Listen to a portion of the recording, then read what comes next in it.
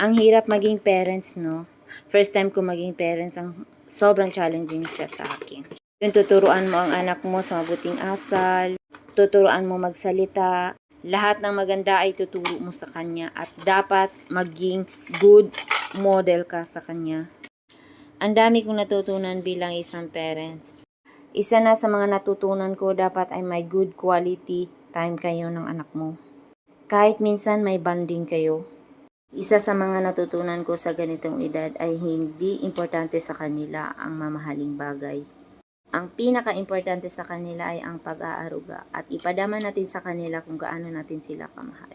At iparamdam natin sa kanila na nandyan tayo lagi kapag tayo ay kailangan.